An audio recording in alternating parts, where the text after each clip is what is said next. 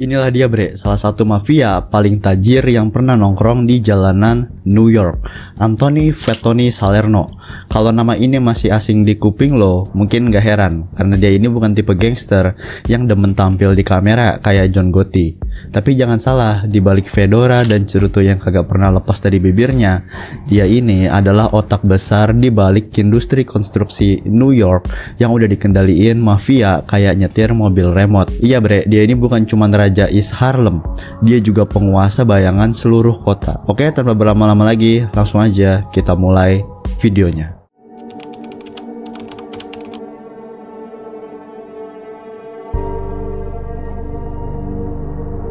Tony ini lahir tahun 1911 di tengah hiruk-pikuk New York, dan dari kecil udah ngubek-ngubek jalanan East Harlem, salah satu kantong komunitas Italia terbesar di Amerika Serikat saat itu. Bayangin bre, sekitar 100.000 orang di satu distrik, semuanya ngomong bahasa Italia, dan semua tahu nama-nama besar di dunia bawah. Keluarga Salerno juga bukan keluarga kecil. Bapak ibunya, Alfred dan Mary, itu punya banyak anak. Dan kayak yang udah lu duga, gak punya banyak waktu buat ngurusin pendidikan anak-anaknya. Akhirnya pendidikan Tony itu dipegang langsung sama jalanan. Dan bisa kita bilang guru paling brutalnya adalah aspal keras East Harlem. Dari pas muda, Tony ini udah gabung sama geng 116 Street, geng yang udah eksis dari era 1930-an dan dipimpin sama seorang mafia legendaris yang dijuluki Trigger Mike Coppola. Geng ini bukan kaleng-kaleng, mereka tuh ngontrol hampir semua operasi judi ilegal di Little Italy dan East Harlem. Walau tahun-tahun itu gengnya udah nggak segacor dulu, tapi jangan salah, mereka ini masih bikin orang-orang mikir dua kali sebelum cari masalah. Apalagi waktu tahun 1936, ketika Lucky Luciano itu dijeblosin ke penjara dan Vito Genovese kabur ke Italia karena kasus pembunuhan. Itu jadi momen emas buat Coppola. Tanpa ragu, Coppola langsung ngambil alih semua aktivitas kriminal di Harlem. Bahkan 1 tahun sebelumnya, setelah Dutch Schultz itu ditembak mati, Coppola udah mulai nguasain bisnis judi gelap seantero Harlem. Di titik ini, Harlem itu bukan cuma tempat kelahiran Tony, tapi juga markas besar kelulusannya jadi mafia tulen. Di bawah bimbingan Coppola, Tony itu belajar semua hal yang perlu lu tahu kalau lu pengen sukses di dunia kriminal. Mulai dari ngasih pinjaman berbunga haram, sampai ngerampas uang dari bisnis-bisnis yang kagak nurut. Kapan tepatnya Tony mulai naik daun dan bikin Coppola ngelirik itu kagak ada yang tahu pasti. Tapi satu hal yang jelas, Tony ini bukan murid biasa. Dia belajarnya cepet, geraknya rapi, terus juga cekatan. Dan yang paling penting, dia ngerti cara main di balik layar.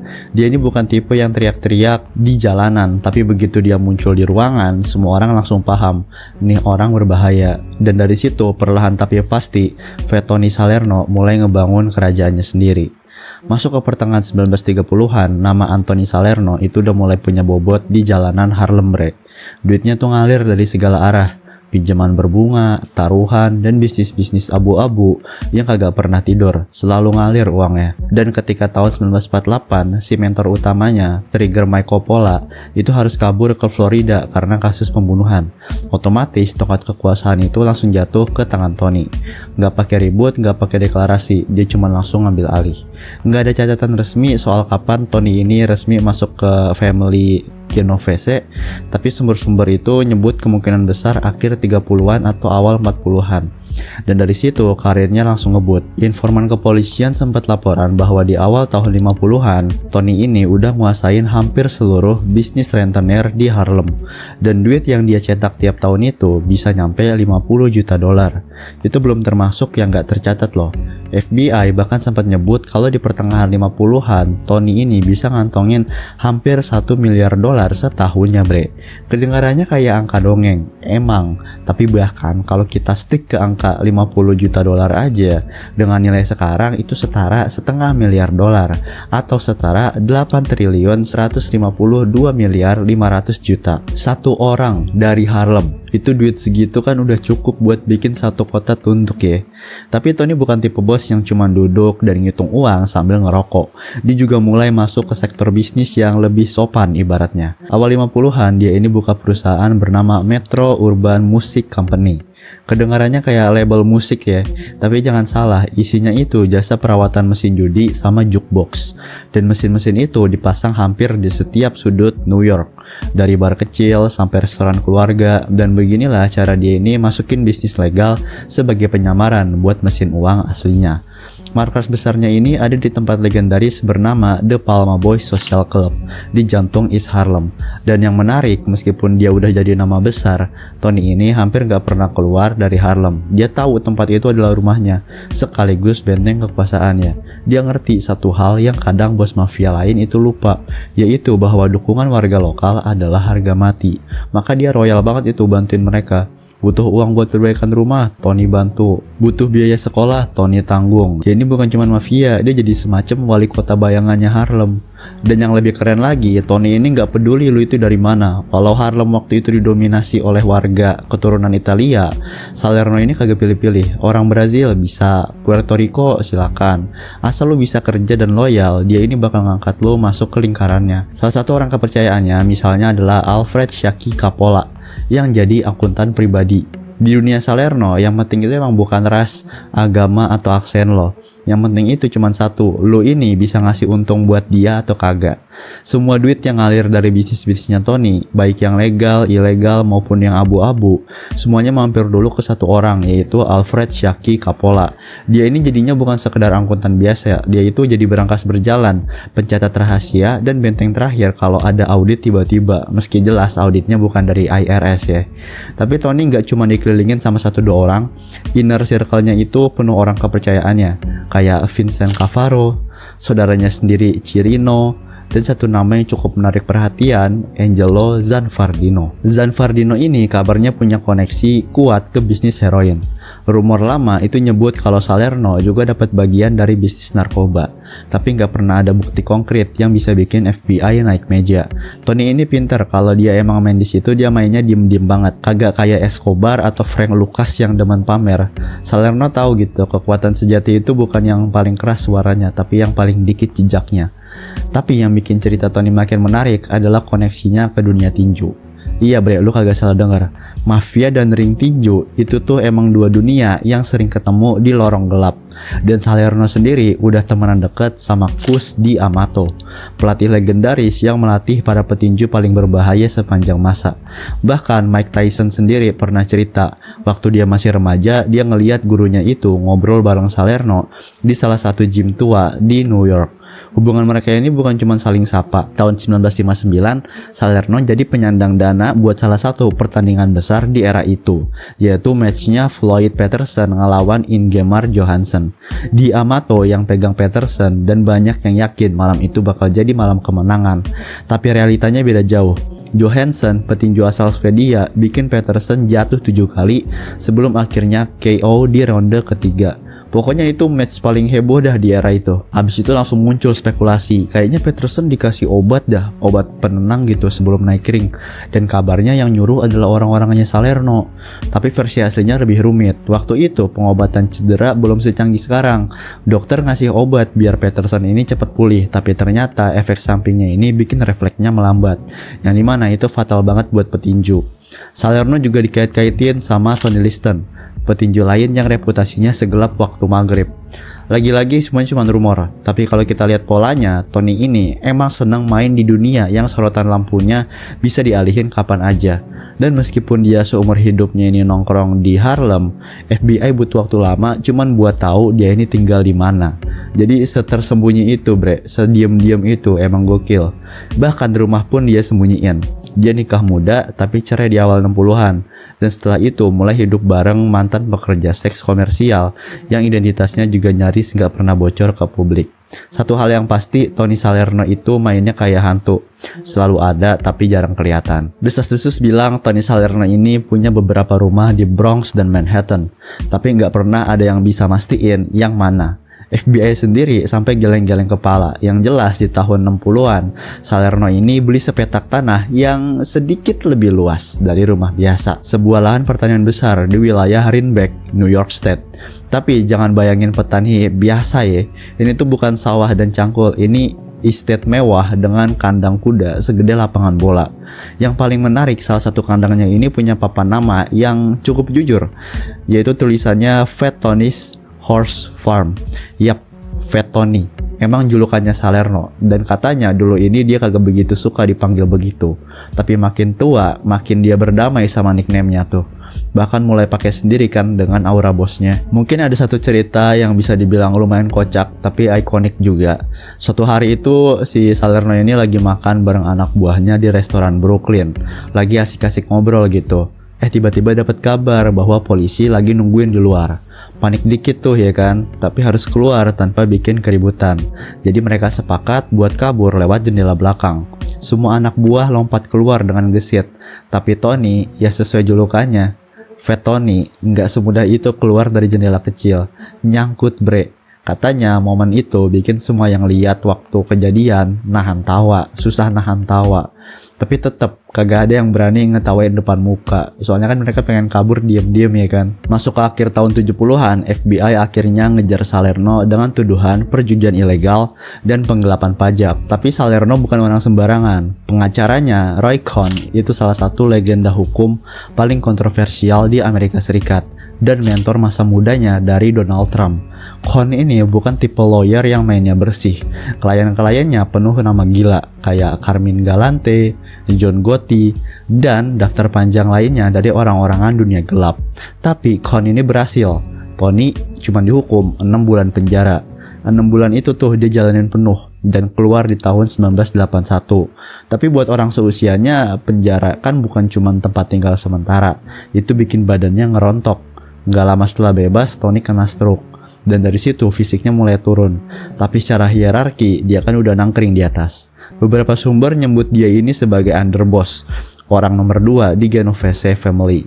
Tapi kenyataannya lebih rumit dari itu. Setelah Vito Genovese wafat, struktur family itu kayak benang kusut bre.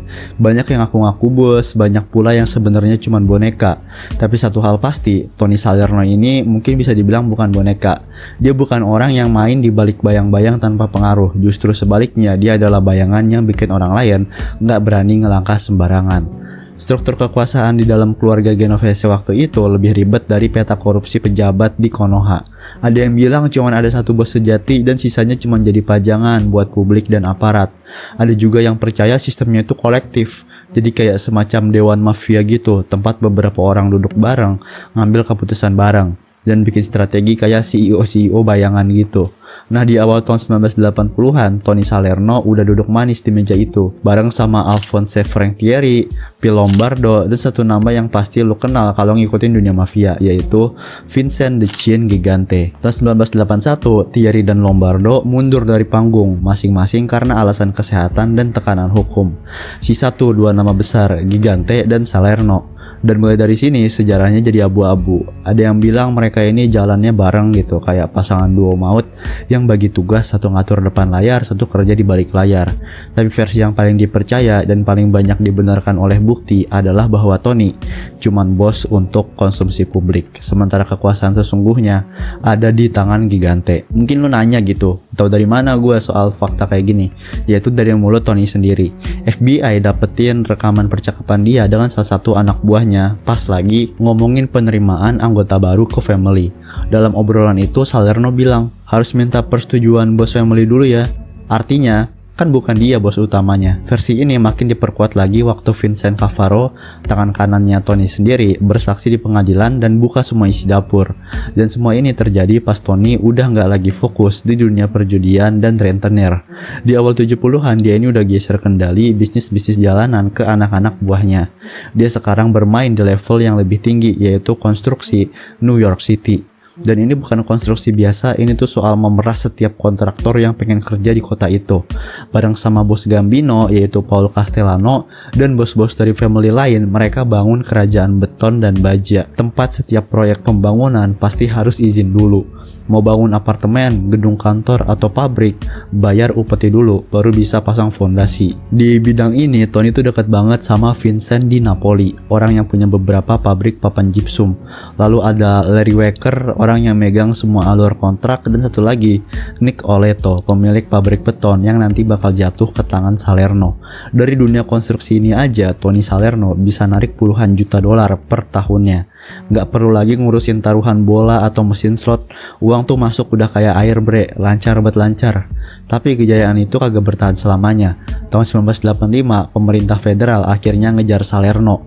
Nama dia masuk daftar dakwaan dalam Commission Trial, salah satu kasus terbesar dalam sejarah kejahatan terorganisir Amerika. 11 bos mafia dari berbagai family dituduh pemerasan, penggelapan, dan pembunuhan kontrak.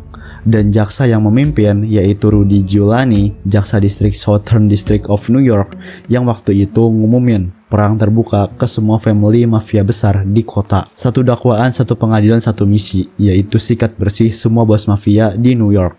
Dan di barisan terdepan yang jadi sasaran ada nama besar yaitu Fat Tony Salerno. Meskipun kenyataannya Salerno ini bukan bos sejati dari keluarga Genovese, media tetap aja nempelin spotlightnya ke dia. Buat para jurnalis kagak masuk akal ada orang yang bisa narik duit segila itu kecuali dia emang nomor satu.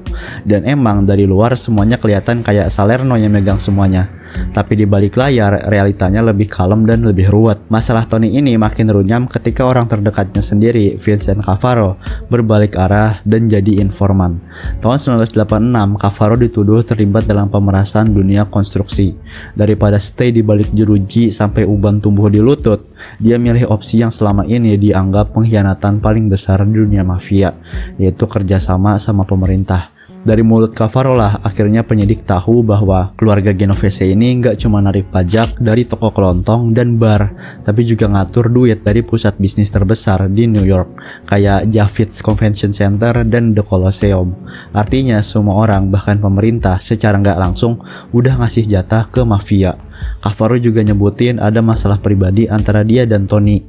Katanya dia ini punya utang ke Salerno sekitar $65.000. Tapi Tony nggak cuma minta balikin duit, dia juga pengen pendapatan dari beberapa mesin judi yang dimilikin Cavaro.